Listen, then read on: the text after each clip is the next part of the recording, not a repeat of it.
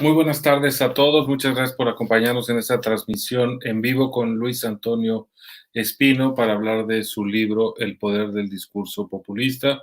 En realidad es López Obrador, El poder del discurso populista. Muchas gracias a Oceano México, a Fabiola Bautista por hacer posible este enlace y a Eric Muñoz desde Turner México, la casa editora de este libro. Luis Antonio, buenas tardes, ¿cómo estás?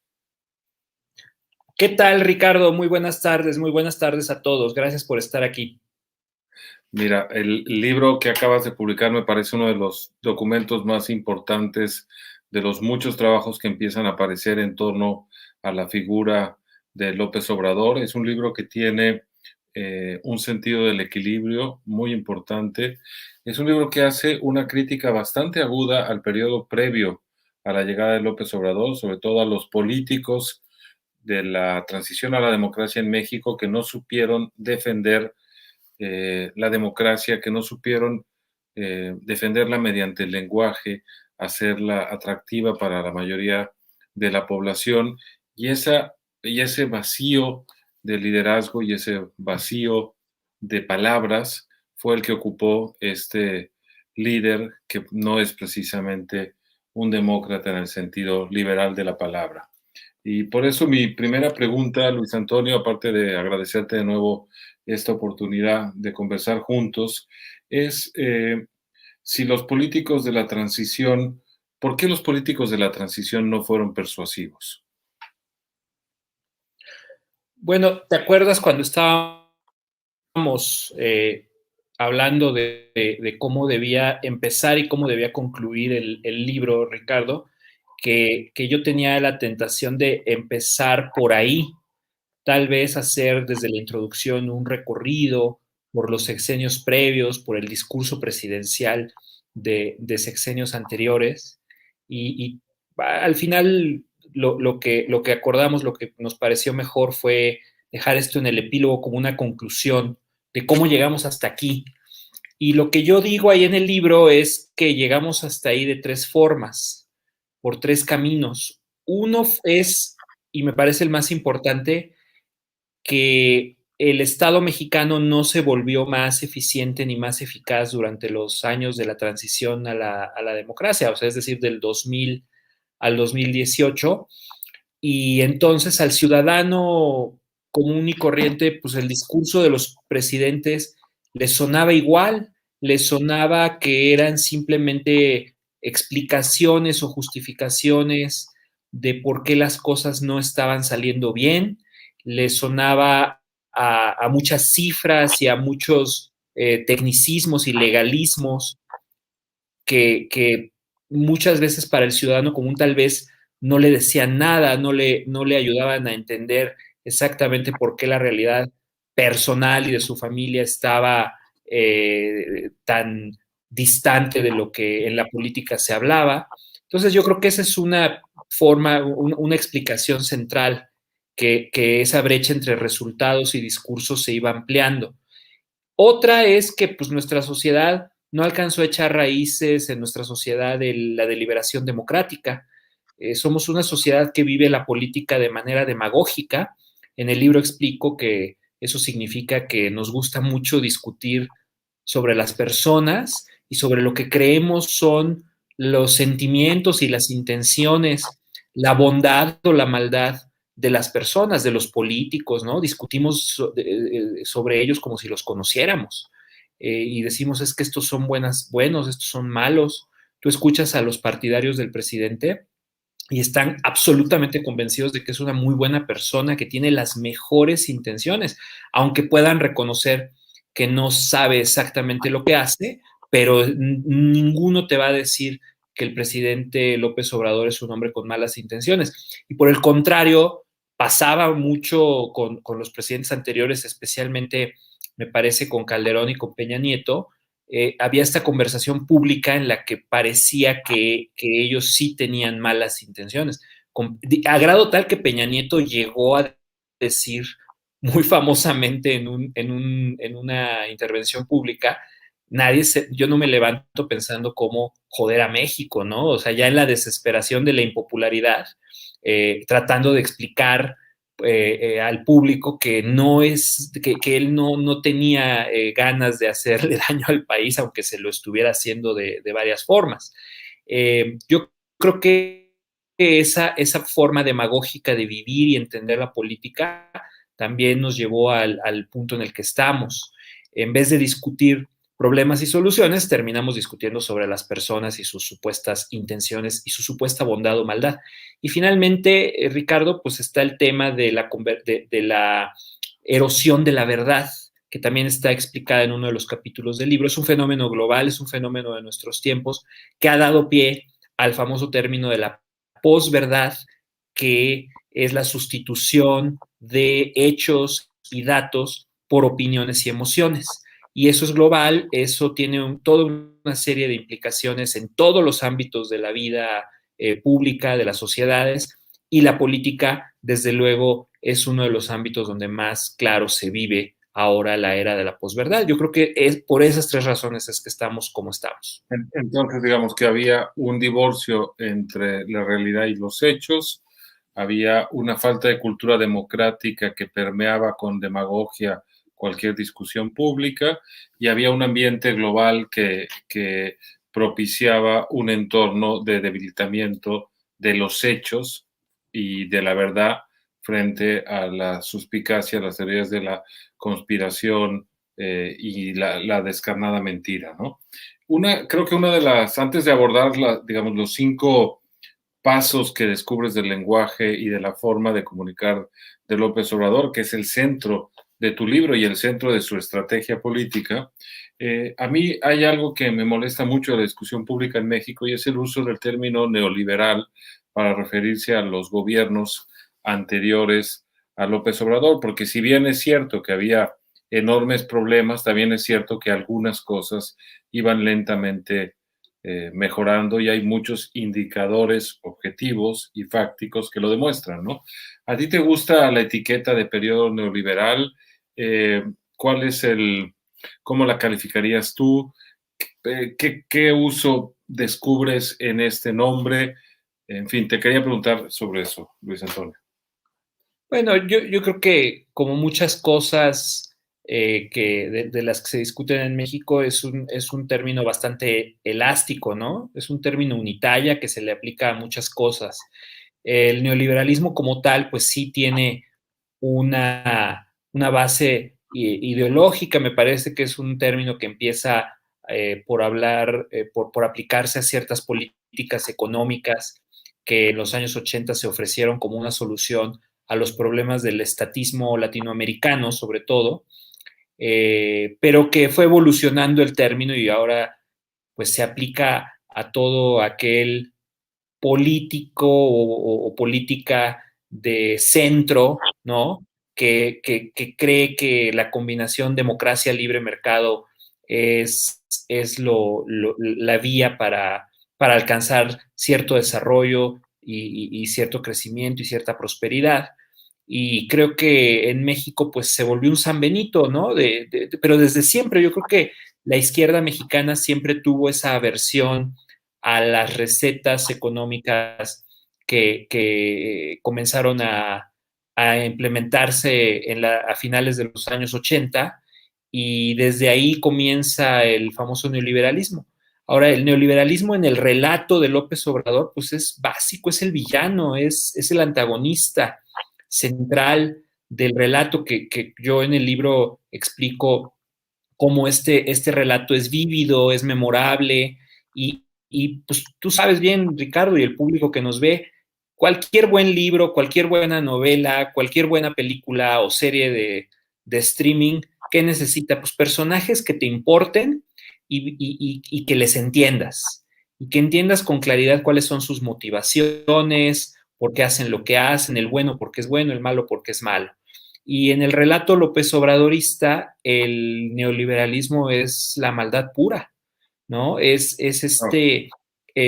pues esta especie de, yo le digo en el libro, espectre, ¿no? Como esa liga de supervillanos de James Bond que se juntan y ven cuál es su próximo golpe para desestabilizar al mundo y apoderarse de él.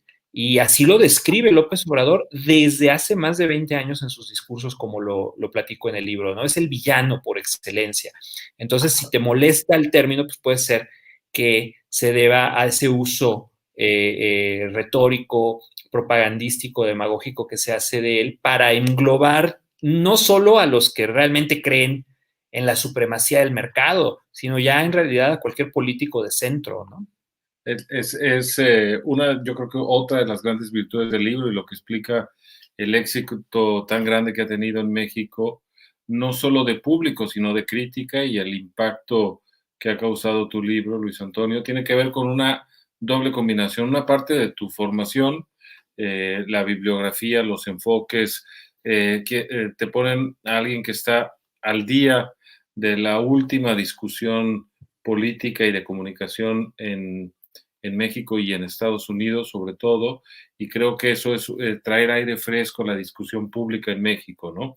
Cuando uno ve a los analistas, están muchas veces encerrados en el mismo acercamiento, de la misma manera a los problemas, y creo que tu libro trae y refresca las ideas políticas, la discusión pública en México. Y la otra gran virtud es que todo lo que dices de López Obrador está puntual y exigentemente citado.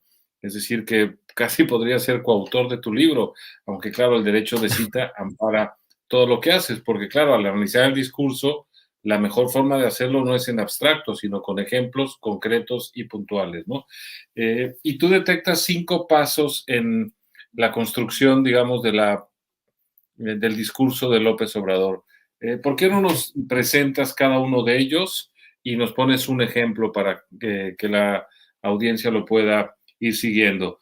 El primero que dices es la simplicidad narrativa frente a la complejidad de la realidad, por ejemplo, ¿no? Claro, en vez de que el discurso sea utilizado para describir una realidad, lo que hace el presidente es adapta los hechos a un relato. Entonces, él toma de la realidad lo que le conviene.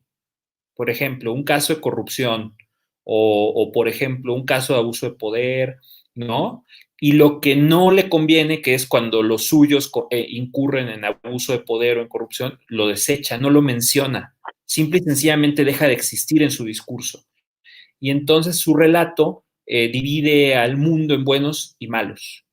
Y ahí lo importante que hay que entender de la demagogia, porque esto es técnicamente en retórica, la demagogia es eso, es un discurso polarizante que reduce todos los asuntos públicos, todos los problemas a un enfrentamiento permanente entre el bien y el mal. Y el problema es que si estás del lado de los malos, no hay forma de que eso cambie, ¿no? Tu identidad se vuelve la permanente a lo largo del relato, ¿no? Y entonces, al hacer esto, el presidente está creando una realidad paralela y lo que eso impacta en nuestras vidas es que él entonces no tiene necesidad de cambiar de opinión, de corregir errores, de hacer mejor las cosas, porque si se es bueno, los buenos siempre y solamente hacen cosas buenas. Y si se es malo en esta historia, los malos solamente toman malas decisiones, son tontos, son incompetentes, son corruptos y tienen malas intenciones y solo hacen cosas malas. Entonces, el problema no es que nos caiga bien o nos caiga mal o le creamos o no al presidente. El problema es que él no se siente obligado ni a rendirnos cuentas, ni a corregir cuando comete errores o cuando toma muy malas decisiones, porque él es bueno y los buenos solo toman buenas decisiones. Está blindado frente al torbellino de la realidad, ¿no? Es ajeno a la realidad y hace una pesca milagrosa para construir un discurso maniqueo. Un peligro en este punto, aunque hoy seguiremos avanzando en los otros 4 pasos que detectas, es que esta selección tramposa, entre comillas, de la realidad, la hace muchas veces personalizando.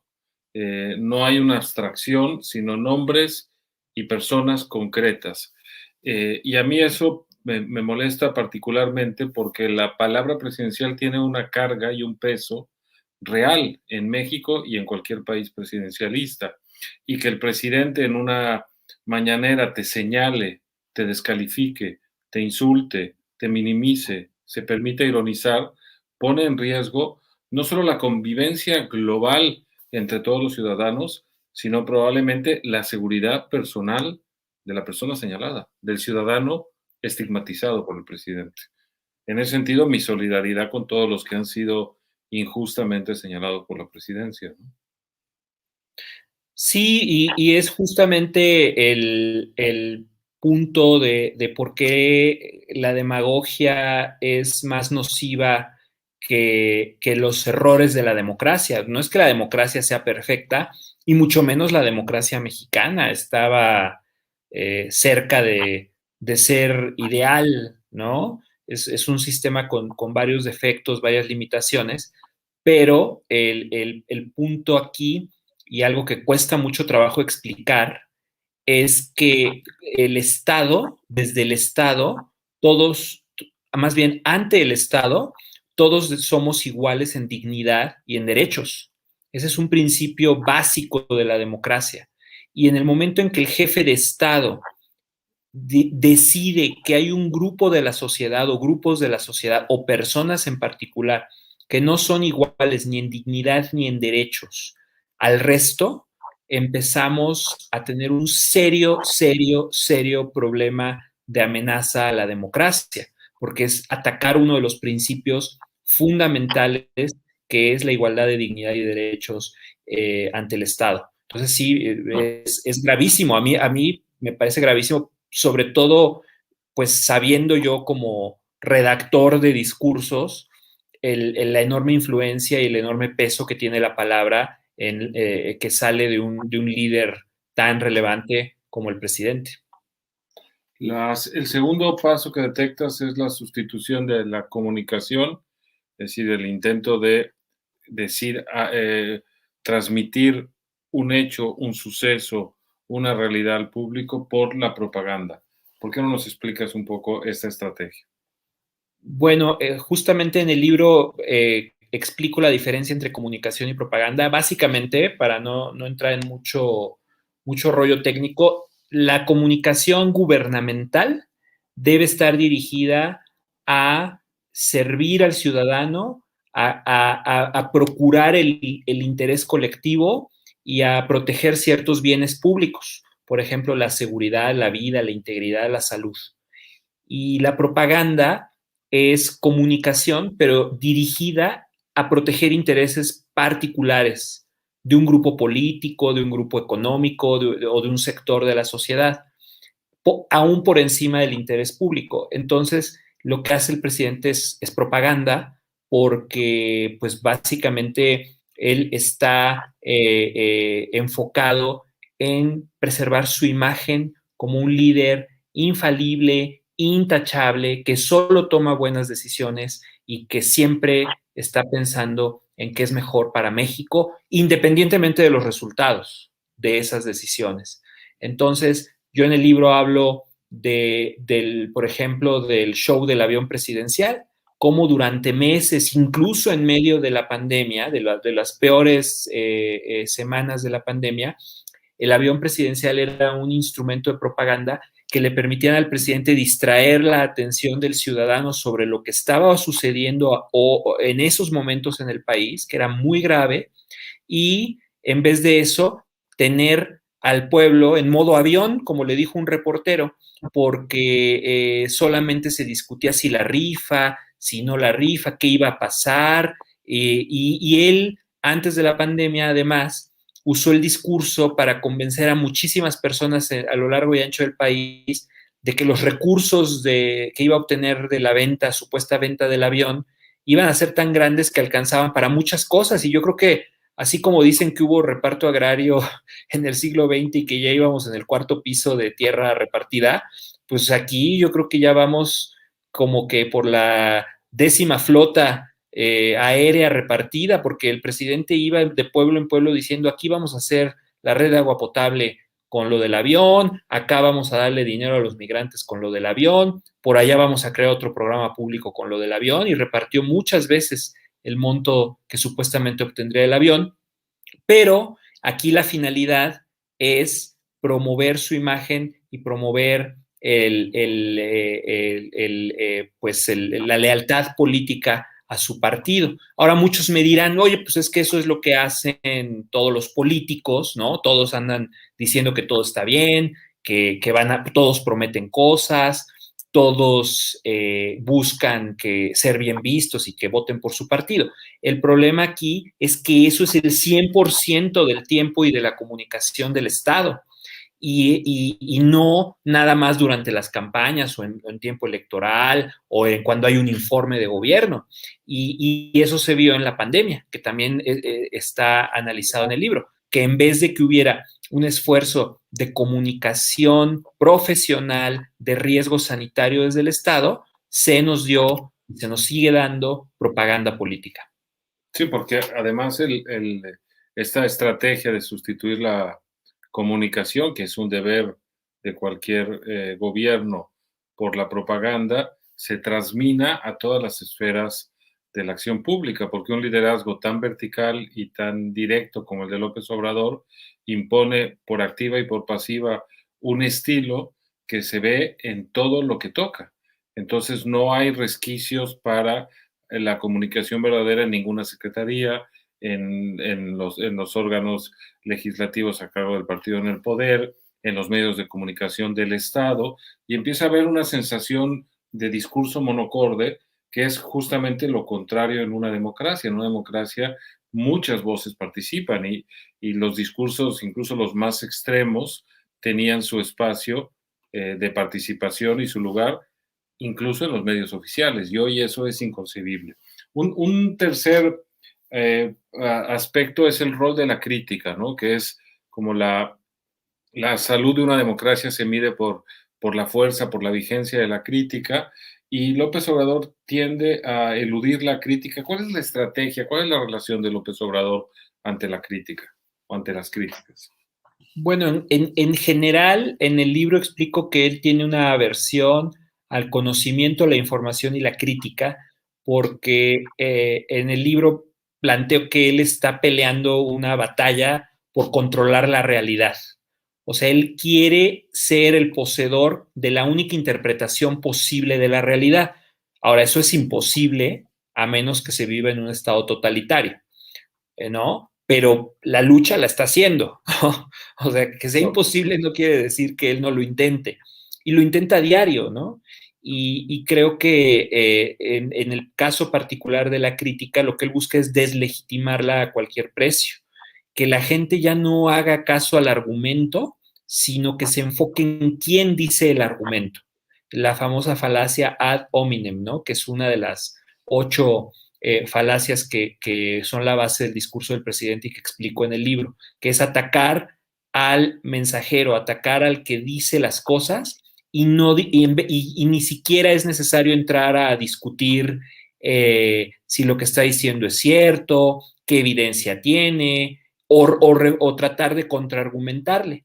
Y esa conducta del presidente ya se ha transminado a todo pues a buena parte de su equipo, al gabinete, que lo vemos ahora, por ejemplo, con la jefa de gobierno, que ante la crítica, ante un señalamiento de un reportaje del New York Times sobre el desplome de la línea 12 del metro, dice, pues es que este medio está en contra del movimiento, qué oscuros intereses persigue. O sea, es deslegitimar a quien habla y no argumentar sobre lo que dice.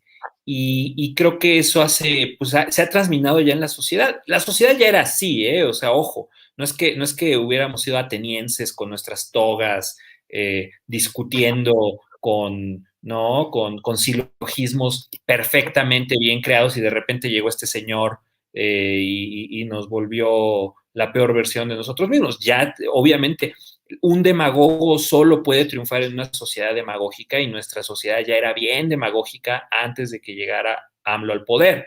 Lo que pasa es que se exacerbó ese aspecto tan negativo de la sociedad mexicana que no sabe debatir. Somos una ciudadanía que no debate. Ve los debates del INE, por Dios, los debates electorales entre candidatos, no, son todo menos debates, ¿no?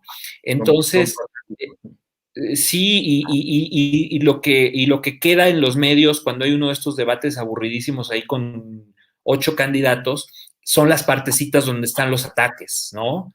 O sea, la demagogia es la forma en la que hacemos política en México y vivimos. Éramos una democracia en el sentido del voto, por ejemplo, y de la alternancia y de la libertad de expresión, pero en una cultura democrática muy primitiva, ¿no? Si uno revisa los índices democráticos de, por ejemplo, de The Economist, que va segmentando países, decía, bueno, en mecánica de voto es una democracia y va calificando la democracia mexicana, y en cultura democrática o en cultura política salíamos estrepitosamente reprobados, y ahora además hemos hecho como 3 o 4 pasos hacia atrás, ¿no? Otro elemento que te preocupa mucho, que está en el discurso y en el accionar diario de López Obrador, es la crítica, el intento de vulnerar todo contrapeso, ya sea institucional, personal, de la sociedad civil. ¿Por qué no nos explicas también esta estrategia, Luis Antonio? Pues básicamente tiene que ver con el tema de que quien controla la realidad controla la política. Y él ahí ataca a todos estos grupos porque son donde están los expertos, donde están los profesionistas. Incluso también comenzó él destripando al gobierno y echando a miles de funcionarios públicos con credenciales técnicas y especializados. ¿No? Ahí fue el primer digamos, el primer round de su ataque contra la realidad fue sacarlos del gobierno y decirles, si no creen en mí, no tienen cabida y no tienen nada que hacer aquí, como si el gobierno fuera de su propiedad personal, ¿no? Y después de que hace eso, lo hace muy rápido, lo hace en cuestión de 2, 3 meses, sin que nadie protestara ni dijera nada, porque todo venía envuelto en esta manipulación del lenguaje con el tema de austeridad y de la honestidad. Y entonces él lo que va buscando es que no haya contrapesos intelectuales, que no haya voces autorizadas que digan, está manejando mal la economía, está ahuyentando la inversión, la pobreza está creciendo, la corrupción no ha bajado, porque todo lo que contradice su narrativa, él lo tiene que desechar, lo ignora o lo ataca. ¿No? Cuando no lo puede ignorar, cuando ya la realidad es demasiado abrumadora, la ataca a la realidad y ataca a los portavoces de esa realidad que no le es favorable a su proyecto de poder. Y la tesis central del libro es que eso lo hace porque él sí quiere erigirse como el único poder legítimo y por eso él habla todo el tiempo de este superpoder, de esta sustancia mágica que se llama autoridad moral, y él se la pasa repitiendo todos los días que él es el único político con autoridad moral en México, o por lo menos el político que más autoridad moral tiene en México. La lengua inglesa y la política de Orwell habla de la importancia crucial de el lenguaje, que las palabras expresen lo que se piensa, que lo que se piensa esté atado a la realidad, etcétera, ¿no? Y otro de los puntos, quizá el último, por dividir en 5 segmentos, obviamente un libro que va analizándolos todos al mismo tiempo, porque actúan en paralelo, ¿no? Y eso es la dificultad de poder ir desmenuzando una presencia como la de López Obrador y poderlo combatir leal y democráticamente, ¿no?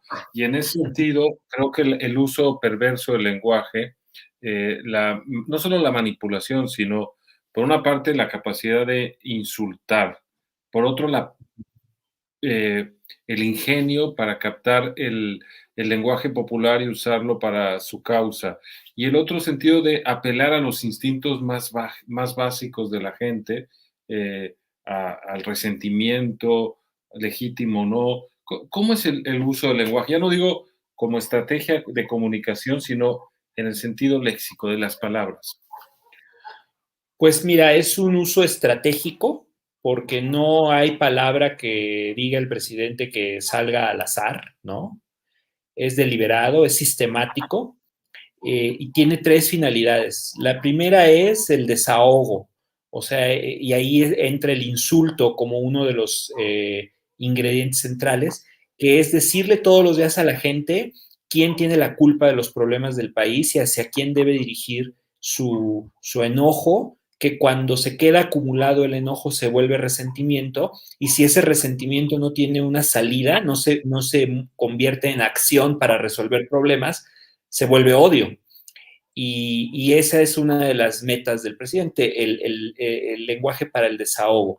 Segundo, el lenguaje para la división, que es a través de ciertas figuras retóricas, como explico en el libro, que a la gente le quede claro que estamos divididos y que no nos podemos reconciliar, que si tú ya estás del bando de los enemigos del pueblo, debe ser combatido con agresividad, con inflexibilidad, y todo lo que dices está mal y todo lo que piensas está mal, ¿no? Y el tercer elemento es la distracción, que es el lenguaje hiperbólico, este lenguaje maximalista, en el que pues cada día se juega el futuro de la patria y el paso a la historia y el triunfo de los conservadores y toda esta retórica inflamada sobre pues, asuntos que en realidad deberían ser temas de decisiones públicas del gobierno, ¿no? Y que tienen un aspecto técnico de costo-beneficio, él lo vuelve todo épico,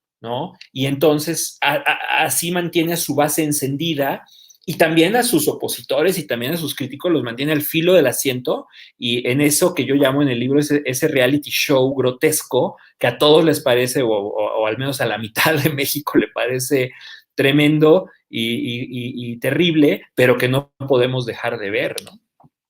Que es la mañanera. En ese sentido, el libro se publica antes de las elecciones intermedias, de la jornada electoral. Sin embargo, yo creo que su vigencia es permanente, es decir, no es un libro de coyuntura electoral, sino es un libro para entender un fenómeno que va a ocupar, con suerte, solo un sexenio. Pero no quería dejar de preguntarte a ti como analista, ¿cuál es tu lectura de la jornada electoral? Si piensas que se ha desgastado algo del discurso del presidente que tú analizas en el libro, ¿qué perspectivas ves? ¿Amaneciste el día después de las elecciones un poco más pesimista o un poco más optimista?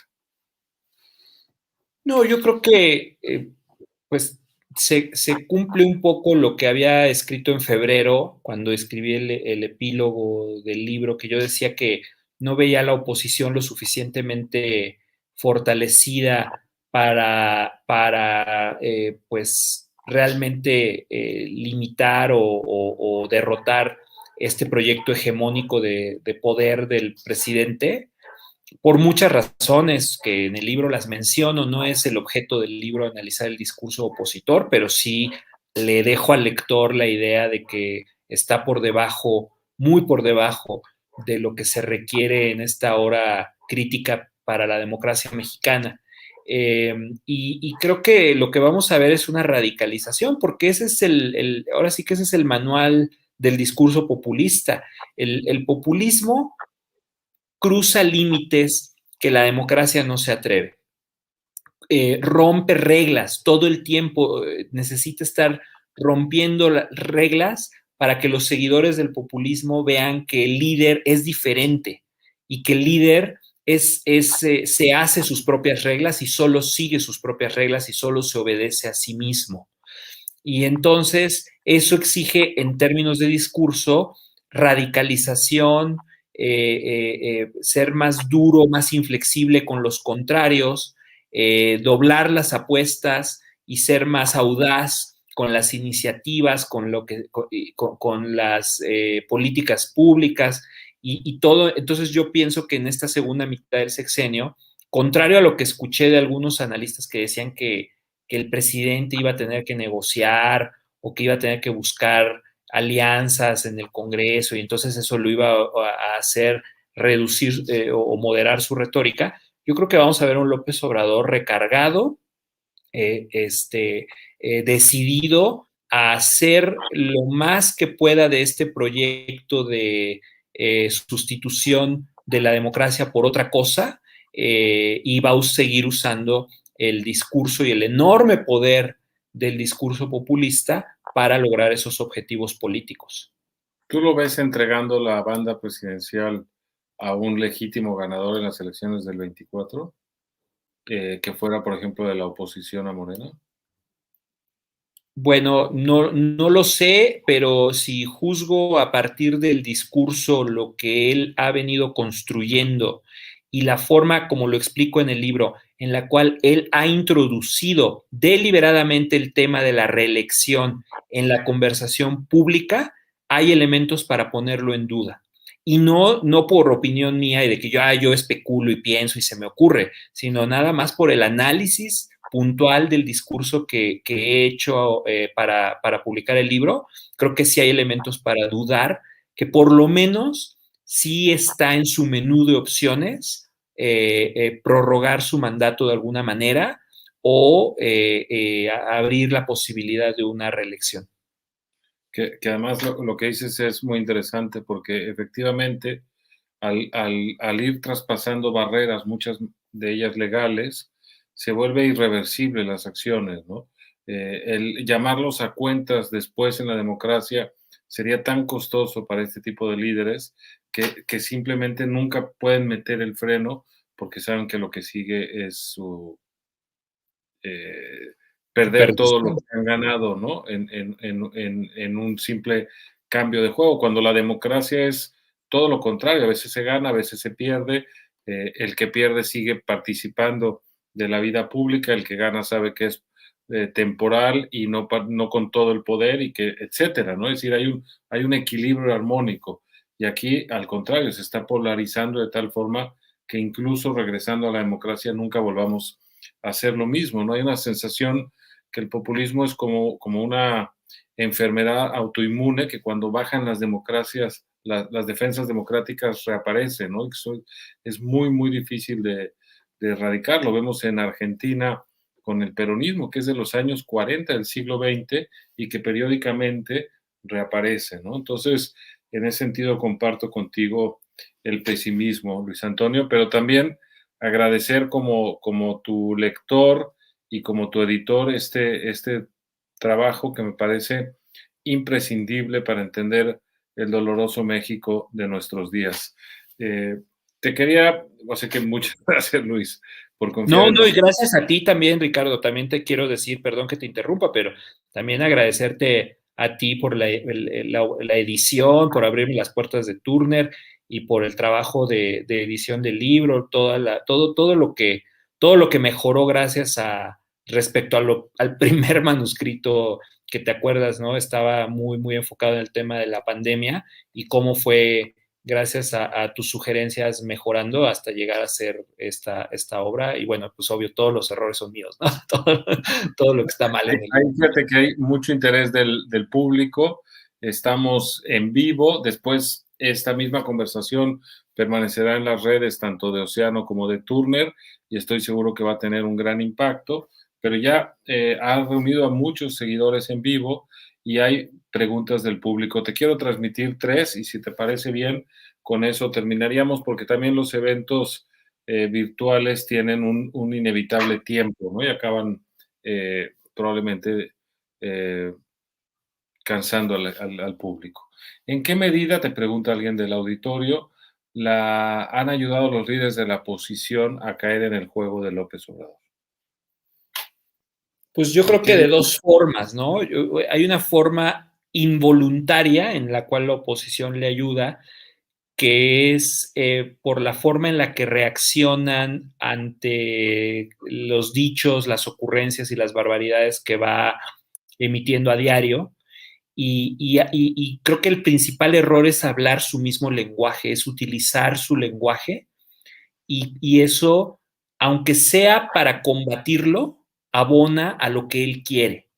Ejemplo, o sea, son palabras que si ahorita las menciono, yo estaría cometiendo el mismo error de la oposición, ¿no?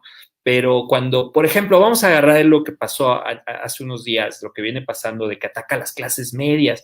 Entonces uno ve a la oposición y a los críticos enfrascarse en una discusión absolutamente estéril sobre que las clases medias y yo estudié, yo salí adelante y entonces de repente en esa indignación yo soy aspiracionista y yo soy tal, ¿no? Y entonces utilizan una palabra que no existe, que es aspiracionista, que es un error ¿no? O Claro. entonces si lo inventó a propósito, o así habla él, ¿no? Ya no llego a tanto en mi expertise de dónde salen esas palabras, pero el momento en el que empezamos a hablar como él, perdemos.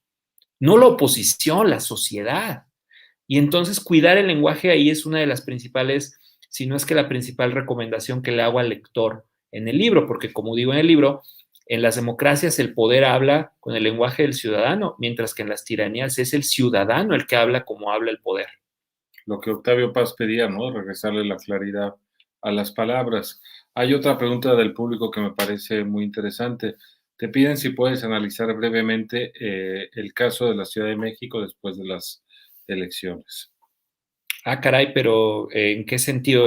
La respuesta a la comunicación de Claudia Sheinbaum, que ya No, ahora agarró el discurso de López Obrador y así no tal sé si cual lo eso dijo, o ¿no? cuál es tu balance de la jornada electoral. A mí me sorprendió muy gratamente la respuesta de la ciudadanía en la Ciudad de México, por ejemplo, y siento que ahí hay un principio de conciencia ciudadana de lo que nos estamos jugando, apoyando críticamente a un líder de estas características, ¿no? Y creo que les sorprendió perder alcaldías que manejaban desde hace muchos, muchos años, y es una primera señal de alerta o de peligro, pero eso sería mi respuesta y la que es interesante es la tuya, ¿no? No, creo que aquí ya me pusieron adicionalmente la división, ¿no? Todo esto de que ya la polarización, que era una idea imaginaria, de repente se vio en un mapa, que la mitad del mapa era azul y la otra mitad roja, y luego comenzó esta narrativa en redes sociales de qué significa cada mitad, y ahí perdemos todos, o sea, nuevamente, es la consecuencia después de 3 años de exponer a una sociedad diario a esta retórica demagógica y polarizante, que algunos miembros de la sociedad comienzan a usarla, incluso para atacar al demagogo, lo cual es un error garrafal y un error absoluto. Y creo que en la medida en la que evitemos caer en ese juego de identidades y de decir que del otro lado hay gente mala que solo quiere que le vaya mal a México, como lo hace el presidente y sus seguidores a diario, eso no puede tener un espejo del otro lado, porque entonces todos vamos a caer en ese juego y a perder mucho, mucho, y como dices tú, Ricardo, nos va a costar mucho regresar de ese abismo polarizador. Y yo por eso el único meme que compartí tenía un trompo de taco al pastor en medio y decía lo que el taco al pastor ha unido no lo separa el hombre, ¿no? Y un mapa de la ciudad atrás, porque pues sí, o sea, no vale la pena que nos dividamos así. ¿En qué medias verdades se apoya para sustentar parte de su discurso López Obrador?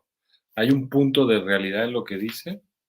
Sí, sin duda hay elementos de la realidad, hay verdades, o sea, no solo hay medias verdades, hay verdades en lo que dice, si no la gente no le creería, la gente no es tonta, no está manipulada, no está engañada, ¿no? La gente está cierta de que el diagnóstico que hace López Obrador es el correcto en aspectos como la corrupción, el abuso de poder, la frivolidad de las élites. Ahora le ha dado últimamente por incorporar a su léxico este lenguaje progresista de que el clasismo, el racismo, ¿no? De las élites, que eso le ayuda mucho también a eludir la rendición de cuentas, porque pues, si del otro lado hay clasistas, racistas y todos los males, pues de este lado pura buena persona, entonces todo lo hacemos bien, ¿no? Y no hay necesidad de corregir nada. Y entonces creo que lo he dicho en varias entrevistas y para concluir, él toma realidades, valores y aspiraciones legítimas de la sociedad que todos compartimos y las transforma en este discurso demagógico que convence a las multitudes y a 6 de cada 10 ciudadanos de que él tiene la solución. Hasta ahí, pues dices, oh, pues qué inteligente, qué hábil, pero luego esa solución la empieza a implementar y todo empieza a empeorar y ahí es donde está el problema, que no rinde cuentas de por qué está empeorando todo y no siente la necesidad de cambiar el rumbo y ahí vamos todos. Entonces, independientemente de cómo nos caiga o si lo apoyamos o no, la realidad es que las cosas sí van empeorando y él no rinde cuentas al respecto, ni escucha para que cambie de dirección. O sea, no se le pide que renuncie o que deje de ser presidente. No, no, no. Simplemente que corrija el rumbo, que lo haga mejor, que haga mejor su trabajo. Y ahí es donde perdemos todo. En ese abandono de la realidad es donde todos perdemos. ¿A quién escucha el presidente? Última pregunta. ¿Sí escucha a alguien? ¿Sí hay un interlocutor válido para él, aunque no lo manifieste? ¿Podemos confiar en que alguien le dice lo que está pasando? ¿Tiene esa capacidad de tener al menos un interlocutor válido? No, no lo sé, lo que sí te puedo decir es que en Palacio Nacional hay mucho eco por las paredes y los techos altos y las paredes de piedra, y yo creo que lo que escucha muy bien es el eco de su voz. Muchas gracias, Luis Antonio. Y por No, favor, gracias. hagan un servicio a la discusión pública y salgan a adquirir López Obrador, El poder del discurso populista de Luis Antonio Espino. Créanme, es un libro de verdad importante para discutir hoy en México. Muchas gracias. Gracias, muchas gracias Ricardo y gracias a todos por su atención. Gracias.